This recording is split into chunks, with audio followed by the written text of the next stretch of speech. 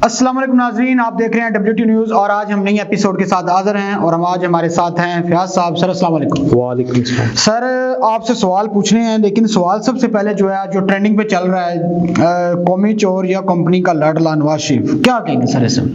Sir ये इस मुल्क की बदकिस्मती है। यहाँ पर एक बंदा जो है वो 50 रुपए का स्टाम्प पे जाता है और वो मेडिसिन लेने जाता है और वापसी पे उसको सरकारी प्रोटोकॉल मिल रहा होता है। इससे बड़ी बदकिस्मती क्या होगी? सर इसके पीछे कौन है? सर इसके पीछे सिर्फ एक ही है जो इस मुल्क का माफिया है। और सर इस माफिया को वैसे कैसे खत्म किया जाएगा? अब अंदाजा देखें, पूरा मुल्क जैसे भी चल रहा होता है ना, वो अदालती निज़ाम के ऊपर है कि अदालत जो है जो फैसला करेगी, जो भी उसके ऊपर देखें। तो पाकिस्तान की अदालतों ने ही उनका साथ दे रहे हैं, तो सर हम कौन होते हैं? सर आपको ये देखना पड़ेगा, इस मुल्क की ये बदकिस्मती है। यहाँ पर एस्टेब्लिशमेंट भी कभी मजबूर हो जाती है, कभी अदलिया मजबूर हो जाती है। जी सर, मजबूर हो जाती है। एस्टेब्लिशमेंट ने अपनी तरफ से कोशिश की थी इमरान खान साहब को ला कर, लेकिन उनकी भी नाअहलियों के आगे जो है ना बेबस होकर फिर इस माफिया को वापस लाना पड़ा कि इसके सिवा भी अब गुजारा नहीं चल रहा। तो सर ये माफिया तो जब जैसा कि आप देख सकते हैं, आज ही अभी पता चला है कि पिंडी इस्लामाबाद के जो हाई कमिश्नर हैं वो जनाब बायोमेट्रिक की जो मशीन है वो लेके इस्लामाबाद एयरपोर्ट के ऊपर पहुंच गए हैं। तो सर इससे ज्यादा क्या इनका लाडला होगा? सर हमारे मुल्क में जितना बड़ा ताजर, जितना बड़ा सरमायाकार है, वो उतना बड़ा माफिया है। वो एस्टेब्लिशमेंट को भी बेबस कर देता है, वो इंतजामिया को भी बेबस कर देता है।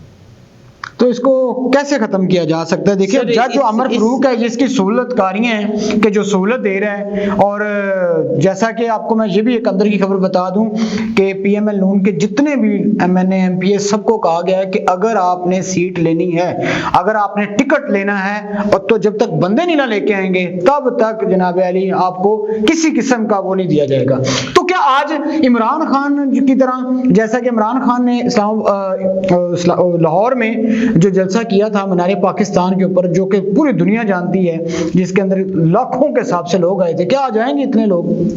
सर लामाला 2011 में जो टैक्टिक्स इमरान खान के लिए यूज की जा रही थी, आज वही टैक्टिक्स जो है ना ये यूज कर रहे हैं। तब ख्वाजा इम्तियाज को टिकट इसी वजह से नहीं दिया गया था कि उन मीटिंग में हम लोग भी थे कि उनको जो टारगेट था वो अपना टारगेट नहीं जो है ना अचीव कर रहे थे। तो इसी तरह गुलाम सरवर खान साहब को आगे लाया गया था, आज भी वही है। अब आप देखिएगा, अगर आजीब वाह से टेक्सला से अगर आजीब राठ साहब का काफिला छोटा हुआ तो वहीं पर जिशान सिद्दीक भट्ट साहब का काफिला बड़ा हुआ। तो सर मैं आपको एक बात बता दूं, अभी 2 बज चुके हैं और अभी तक अभी का जो देखा जाए तो अभी तक जो है कोई काफिला शाफिला कोई ऐसी चीज नहीं है, और 4 बजे जो है वो है। नहीं आप गलत कह रहे हैं। थोड़ी देर पहले मेरी लाइव बात हुई है, कासिम साहब है यहाँ यूथ विंग से, तो ठीक जो है ना काफिला जा रहा है। किधर जा रहा है? कोई काफिला शाफिला नहीं है। इस्लामाबाद एयरपोर्ट पर गए हैं। आजीब राठ साहब भी जो है ना अपने बंदे लेकर, अपने बसेस लेकर जो है वो इस्लामाबाद एयरपोर्ट पर गए हैं, वहां पर इस्तकबाल करेंगे और वहीं से। सर मेरा एक अब सबसे अहम सवाल ये है, अब ये इस अवाम को समझना होगा कि देख सकते हैं उन्होंने अपना पूरा स्टेज बनाया और पूरे स्टेज को बड़े अच्छे तरीके से डेकोरेट किया और अच्छे तरीके से चारों तरफ जो है प्रोटेक्शन रखी है कि ताकि हम के ऊपर हमला ना हो, और अवाम के खुला छोड़ा हुआ है। सर ये तो हर दफा आप देखें ना, यहाँ पर यही तो इस मुल्क का अलमिया है कि मेरे समेत जब भी कोई बंदा बात करता है वो चाहता तो यही है कि यहाँ पर जो है ना खुलफाए राशिदीन का निज़ाम आ जाए, लेकिन वो ये नहीं सोचता कि हमारे जो खलीफा हज़रत उमर फारूक रज़ी अल्लाह तआला अन्हु थे, या खलीफा अव्वल हज़रत अबू बकर सिद्दीक रज़ी अल्लाह तआला अन्हु थे, हज़रत अली थे, ठीक है, ये तीनों खलीफा वो थे जो मुतवस्सित तबके से ताल्लुक़ रखते थे। अगर उन्होंने तिजारत की भी है तो उसके बाद उनके पास घरों में फाकों की नौबत भी थी। हज़रत उस्मान गनी रज़ी अल्लाह तआला अन्हु वो एक अमीरों में से थे, लेकिन उन्होंने भी बेदरेक जो है ना पैसे का इस्तेमाल कभी भी नहीं किया। तो यहाँ पर हमारे जितने भी सियासतदान हैं वो सब शाही खानदानों की तर्ज की ज़िंदगी गुजार रहे हैं, तो उनके लिए लाइफ। सर अभी आपने कहा कि अपनी जिंदगी गुजार रहे हैं, हमारी जिंदगी जो है ना, हम लोग असल में कीड़े मकोड़े हैं भाई। हम लोग इन लोगों की खिदमत के लिए जो है ना। सर अभी देख सकते हैं, अभी ये कुछ दिन पहले कह रहे थे कि पैसे नहीं है जनाब, ये IMF से कर्जा, ये वो, आज कहते हैं पूरे इस्लामाबाद के अंदर बैनर लगे हुए हैं नहीं, और हर जगह पे बैनर लग रहे हैं। अब ये पैसा कहाँ से आ रहा है? आप जो बात कर रहे हैं, जो पैसे नहीं थे वो गवर्नमेंट ऑफ पाकिस्तान के फंड में नहीं थे, उन्होंने ये नहीं अब आ गए।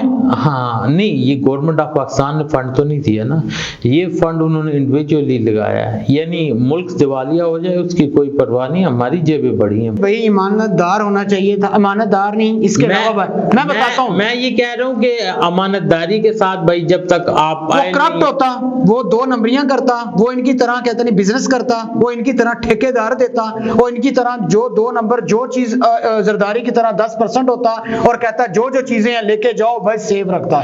उसने अवाम को शऊर दिया, मेरी सुन ले सर, उसने अवाम को शऊर दिया, उसने अवाम को बोलना सिखाया, उसने अवाम को बताया कि आपका हक कौन सा है। लोगों को तो यही नहीं पता था कि नैब का क्या काम है, लोगों को तो यही पता नहीं था कि अदालत के अंदर क्या सिस्टम चल रहा है। उसने आके बताया कि भाई बेनजीन इनकम सपोर्ट के जरिए 17वें ग्रेड के बंदे पैसे लेके खा रहे हैं। सर कौन कौन सी बातें कर रहे हैं, किस जगह पे उसने लोगों को गाइड नहीं किया?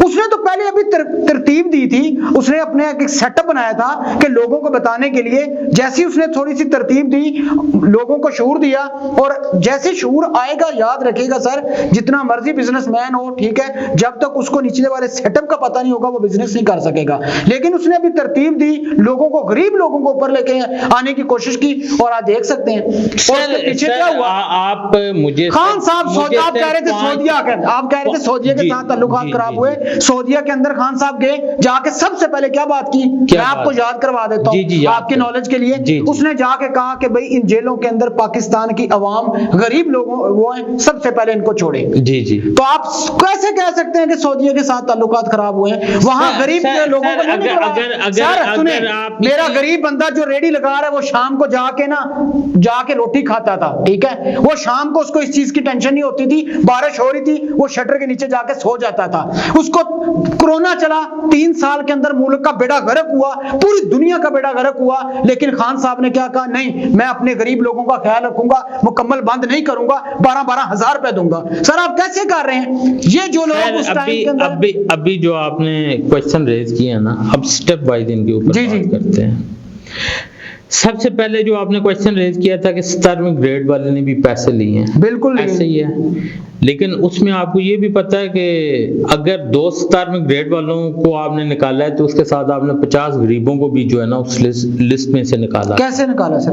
सर बहुत सारे ऐसे लोग थे जो गरीब थे, अगर किसी फर्ज करें मैंने ही किसी को सपोर्ट किया है, उसको उम्रे पे किसी बेवा को भेज दिया है, तो उसको पहले जो मिल रही थी बेनजीर इनकम सपोर्ट, सर चोरी करके किसी को 4 बंदों को उम्रे पे भेजे, नहीं सर ये काम नहीं होता। ये उस बेवा का कसूर नहीं था जिसको आपने लिस्ट में से निकाला। तो इसका मतलब ये है कि आपके पास टोटल 200 समथिंग बंदे निकले हैं सरकारी जो है ना 14वें ग्रेड से ऊपर जिनको आपने निकाला। आप ये समझते हैं 200 बहुत बड़ी लोग नहीं है सर। 7 लाख में से अगर आपके पास हार्डली 7000 ऐसी मिस कैलकुलेशन होगी है जिनको आपने गलत दिया, तो वो 7 लाख का क्या कसूर है? 5 लाख बंदा जो है ना, जिसके अंदर से 5,000 सर बंदा था जो सरकारी, जो देखें अंदाजा लगाएं इस मुल्क का, इसलमिया देखें, आपने खुद कहा 200, मैं कहता हूं 5,000। आपने पहले 17वें ग्रेड की बात की है,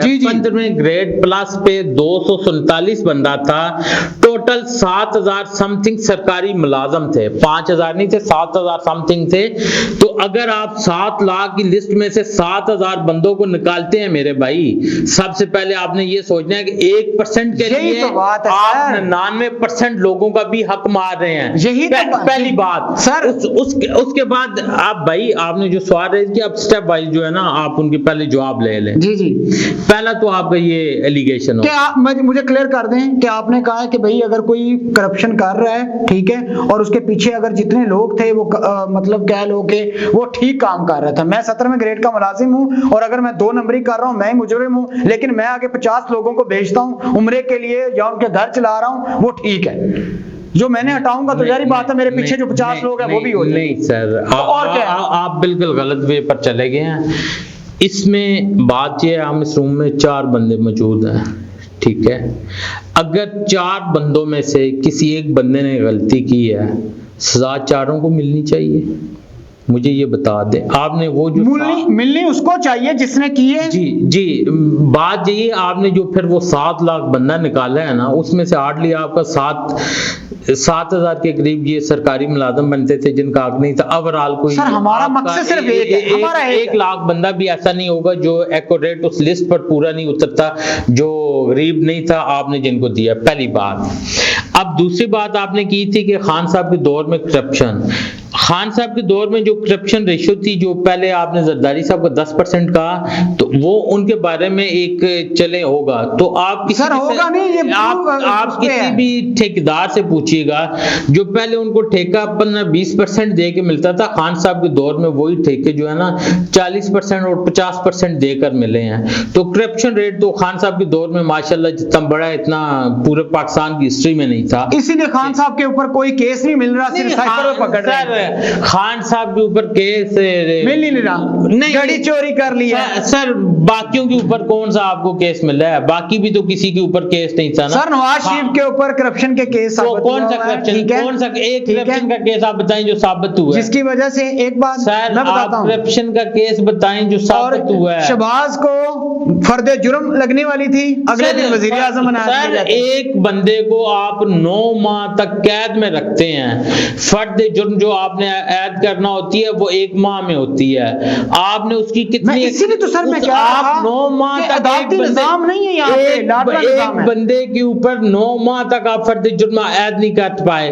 अब जब वो बंदा वजीर आजम बन गया तो आपने कहा नहीं ये तो कल ऐसा लानी थी ना, कल तो ऐसा लानी। सर मैंने आपको पहले कहा सर अदालती निजाम जो है ना यहाँ इतना बिगड़ा हुआ है, उसका अंदाजा लगा लें। पिंडी के हाई कमीशन जाके पहुंच जाता है थंब लगाने के लिए, बायोमेट्रिक के लिए, इस पे तो आप कहेंगे ना कि कितना वो है। इमरान खान की बारी तो उठा के इन्होंने जेल में डाल दिया था। इससे समझ ये आता है कि ये सारा करप्ट टोला है, और ये अगर इसको हम किसी तरह सपोर्ट करते हैं, ठीक है, तो याद रखिएगा नुकसान एक बंदे का है, और वो नुकसान है गरीब का। और अगर गरीब का नुकसान हम नहीं सोचेंगे तो फिर कौन सोचेगा। अब तक के लिए इतना ही, अपना ख्याल रखिएगा। लास्ट में चैनल को सब्सक्राइब करना और शेयर करना मत